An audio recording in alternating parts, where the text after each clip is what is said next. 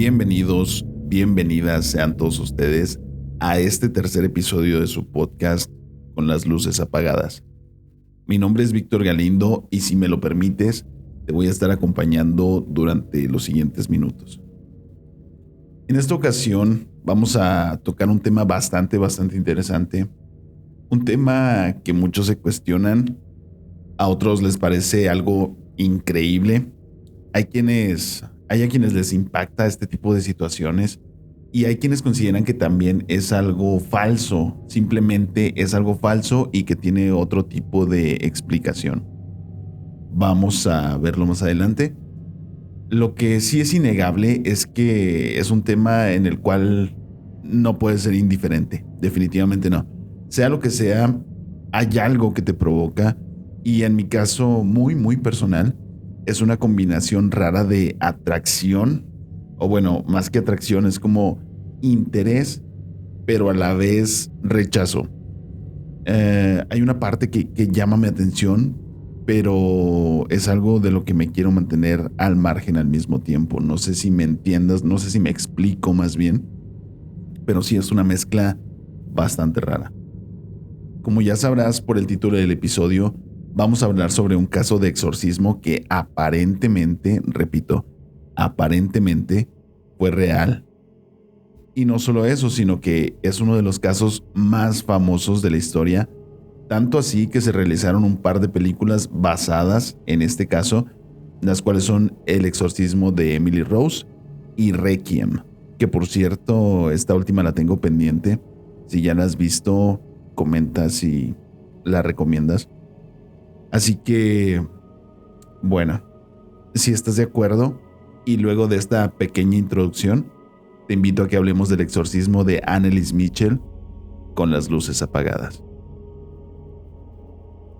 Hija de Joseph y Anna Michel, Anneliese Michel nació el 21 de septiembre de 1952 en Leipzig, Baviera.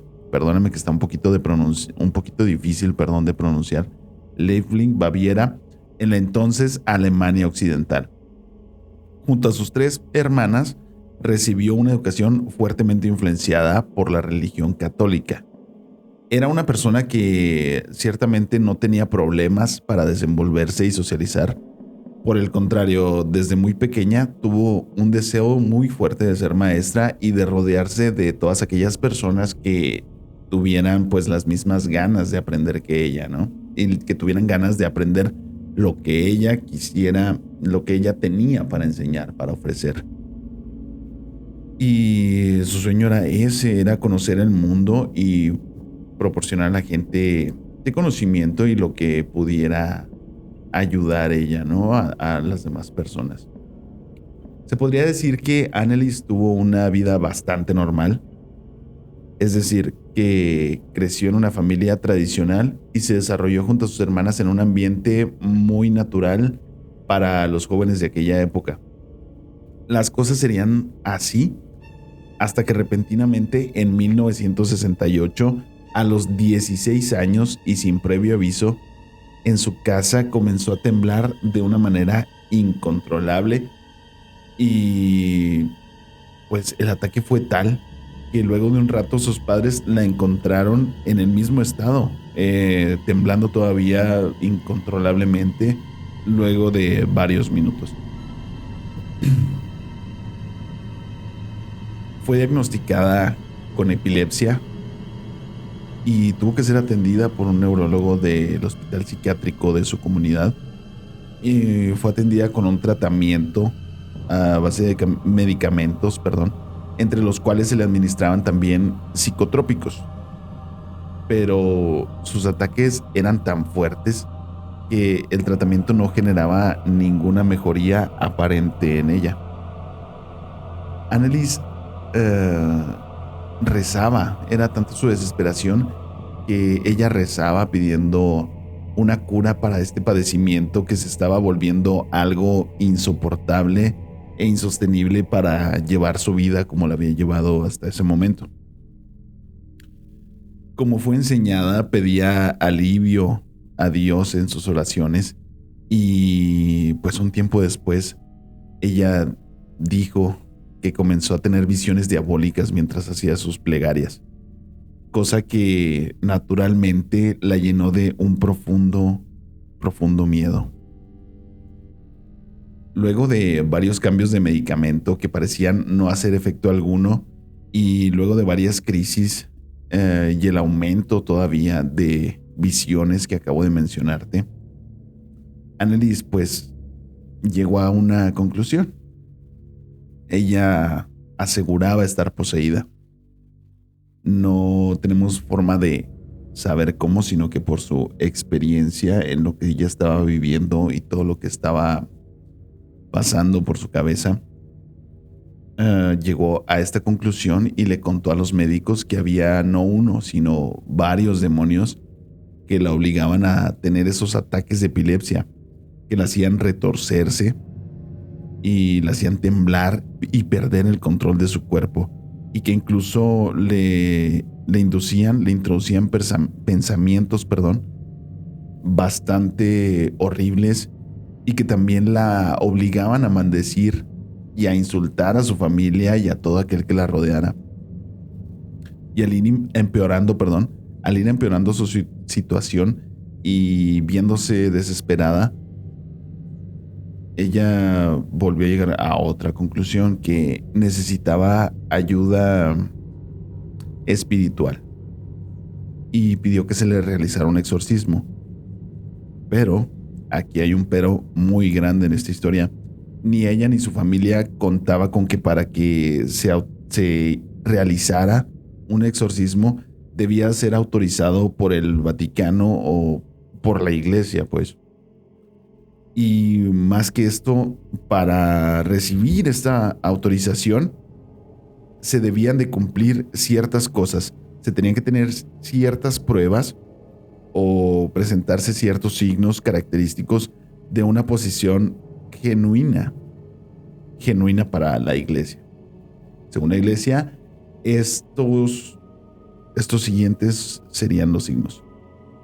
El número 1 son muestras claras de aversión a los objetos sagrados o religiosos, llámese crucifijos, imágenes de santos, etc., a la Biblia incluso.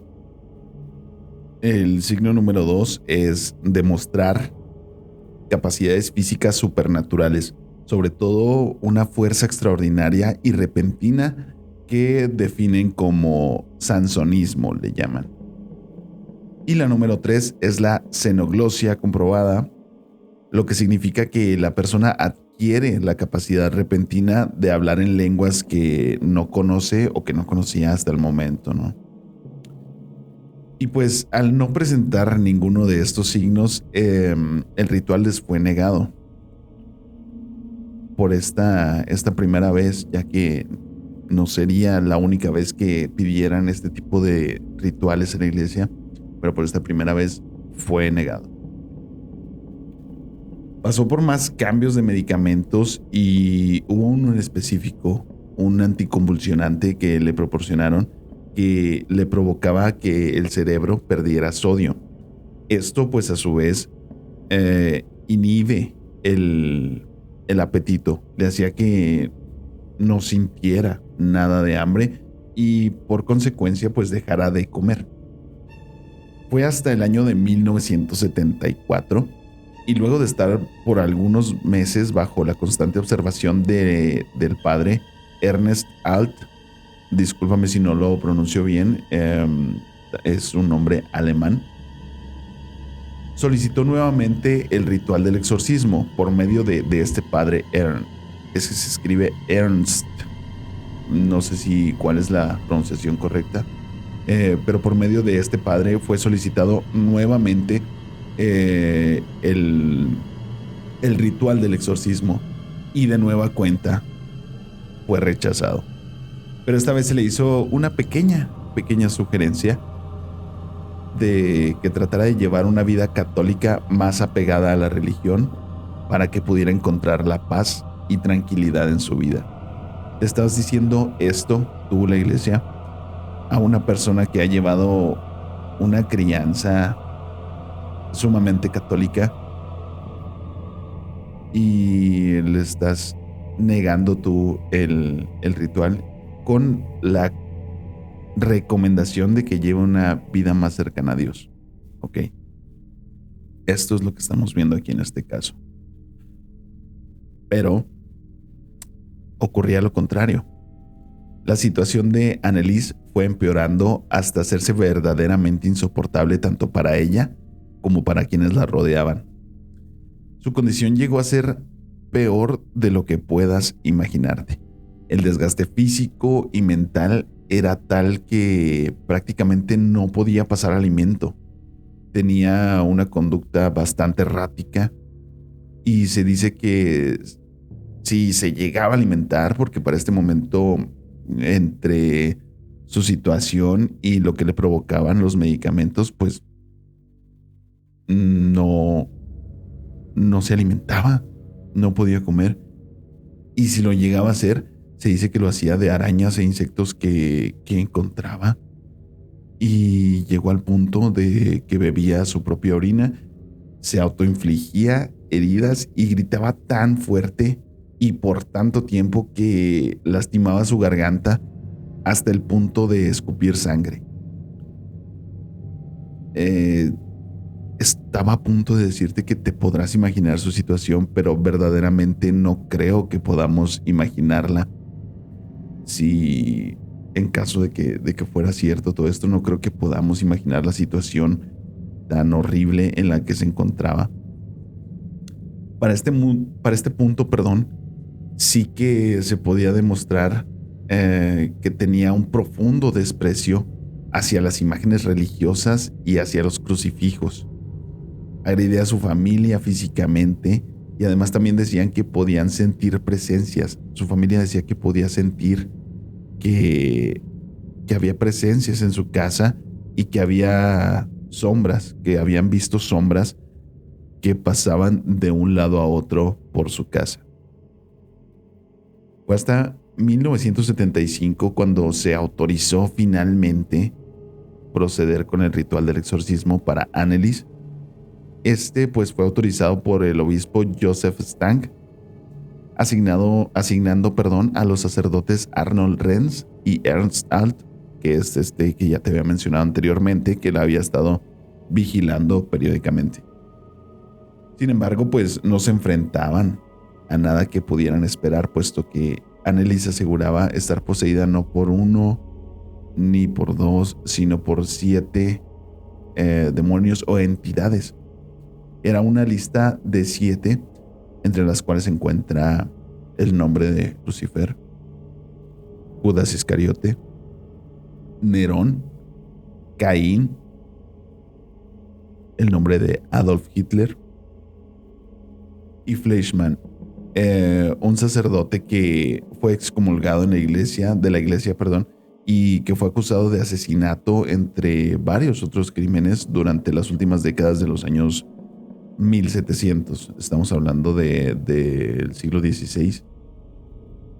Y el séptimo, no tengo información alguna sobre el nombre del séptimo, pero en algunas fuentes se dice que este lugar lo ocupa una legión o algunas otras almas malditas. Así es como se maneja en la información que puedes encontrar y que te invito a revisar.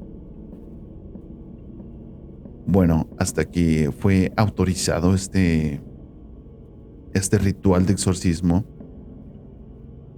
no bastó con hacerlo una vez para notar algún cambio o alguna mejoría, así que semanalmente se realizaron 1 o 2 sesiones de exorcismos hasta mediados de 1976.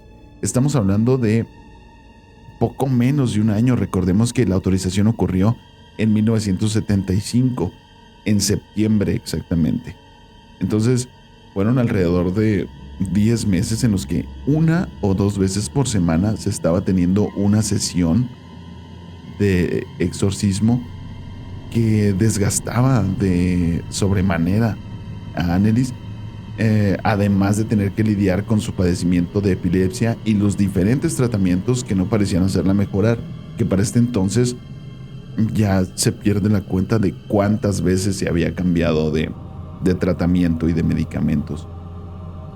Con todo esto, Annelies era capaz de saltar más de 1 metro, de golpear y lanzar a los sacerdotes hasta el otro lado de la habitación donde se llevaban a cabo los rituales. Y pues por momentos ella no podía ser contenida físicamente ni siquiera por 3 personas forcejeando al mismo tiempo.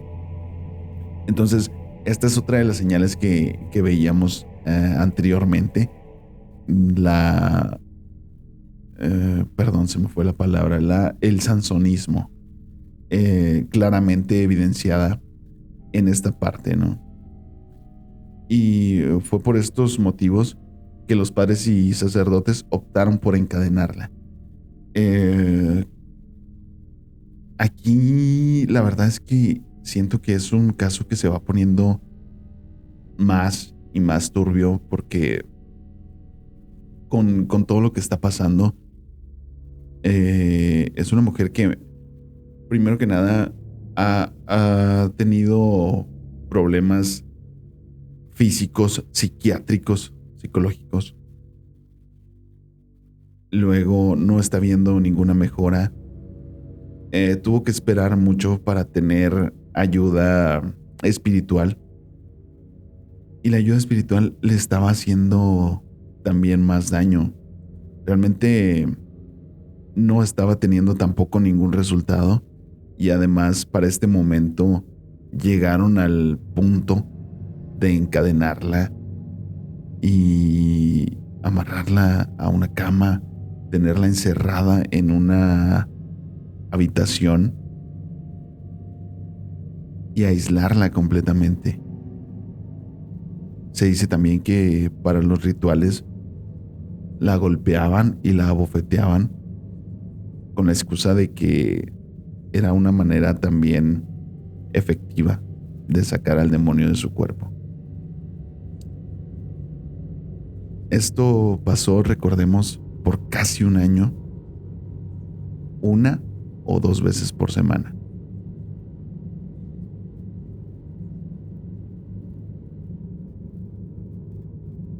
Annelies pudo regresar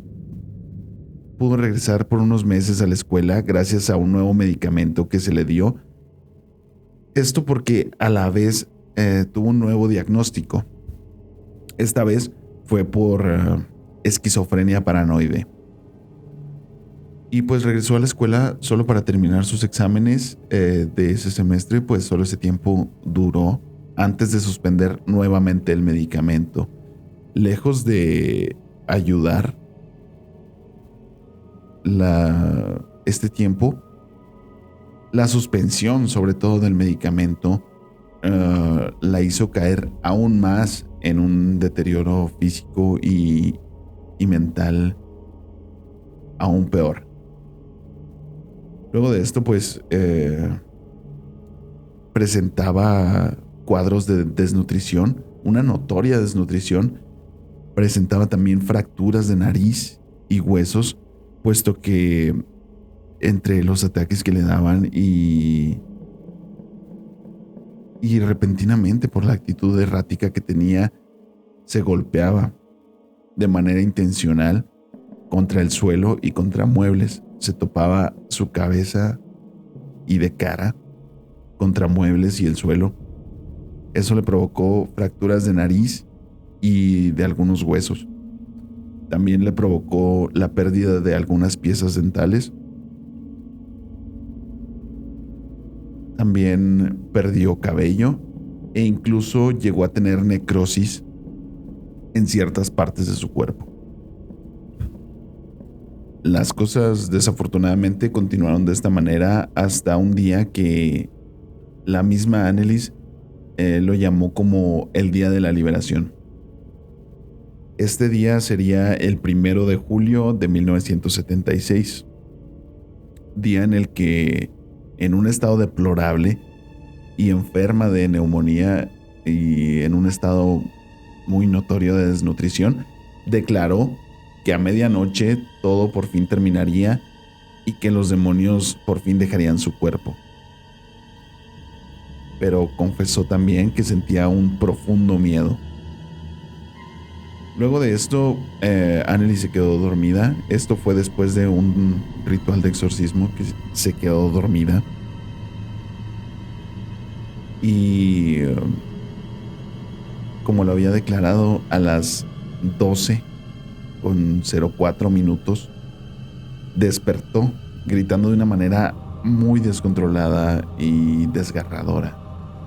Volteó hacia los sacerdotes y les dijo que se arrepintieran, que Lucifer estaba cerca y que la tierra estaba prácticamente condenada. Annelies sufrió un severo ataque de neumonía y en cuestión de un par de minutos, a las 12:06 del 1 de julio de 1976, ella falleció. Y no fue hasta el día siguiente que, luego de pasar toda la noche rezando, los presentes reportaron la muerte a las autoridades. Hasta el día siguiente, bueno, me refiero, era este mismo día, el 1 de julio, pero hasta las 12 del día se tiene registro de que se hizo el reporte. Las 4 personas presentes, es decir, los padres de Annelies y los sacerdotes, fueron arrestados y fueron enjuiciados en mayo de 1968 y encontrados culpables por el cargo de homicidio por negligencia.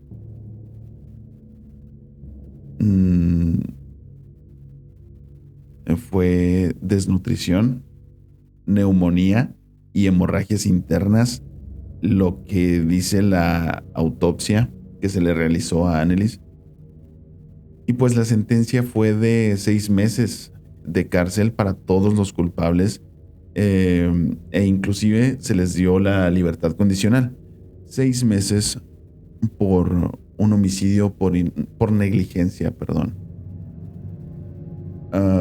Hay muchas preguntas alrededor de este caso. La primera de ellas es: ¿qué pasó? ¿Qué causó la muerte de Annelies Mitchell?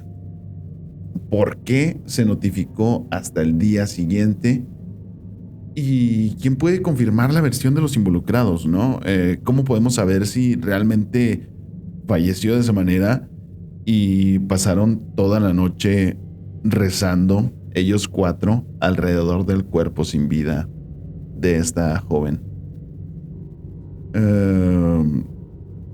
¿Cómo podemos saber si estaban bien en sus métodos, si los estaban haciendo de la forma en la que se decía y que fueron así las cosas?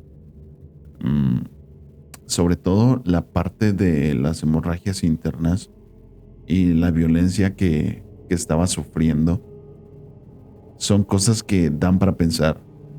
Yo no voy a llegar a una conclusión tal cual, pero son cosas que me hacen pensar y que me hacen cuestionarme.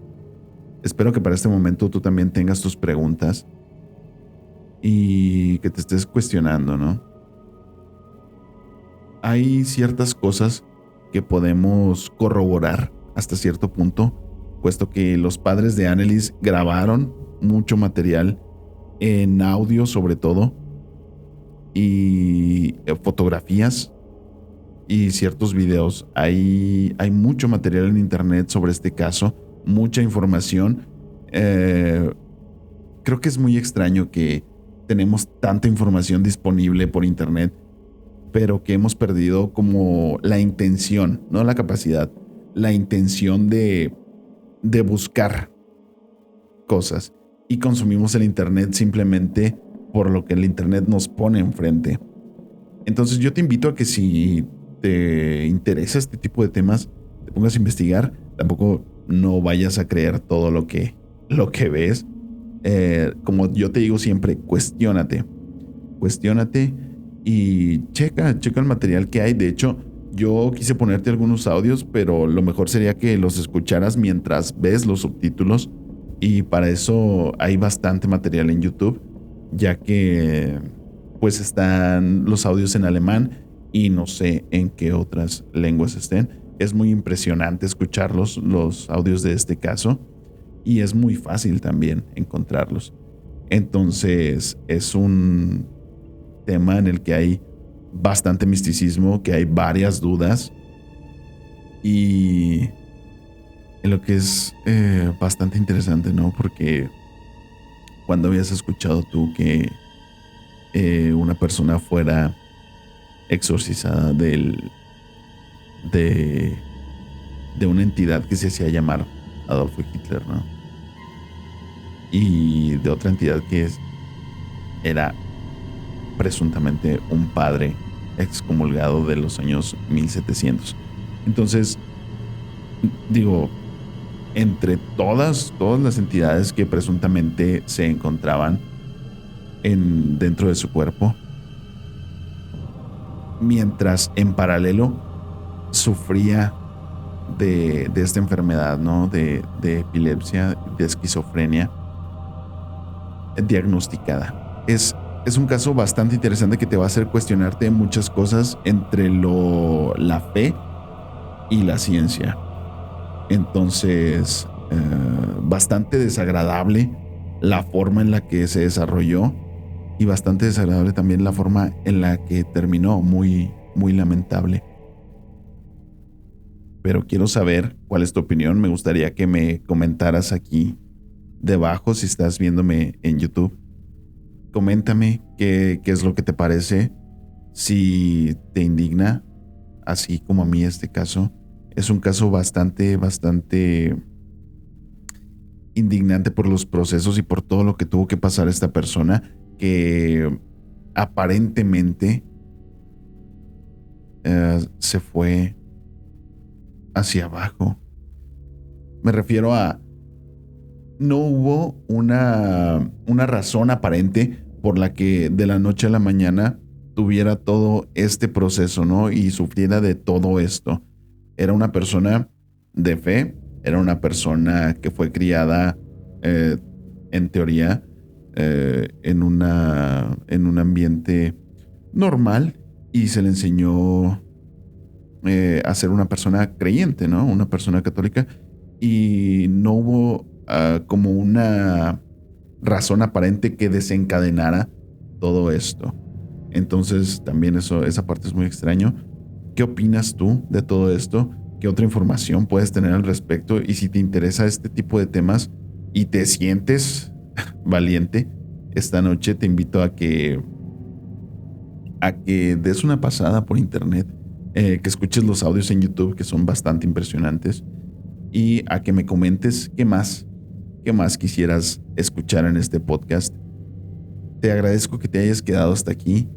Como yo te digo, no es mi intención darte una conclusión. Te comparto todo desde la manera más objetiva posible. Te comparto la información y los casos que me parecen interesantes, temas que creo que también te pueden llegar a interesar a ti, y te invito también a cuestionarte todo como yo lo hago, ¿no? Es un ejercicio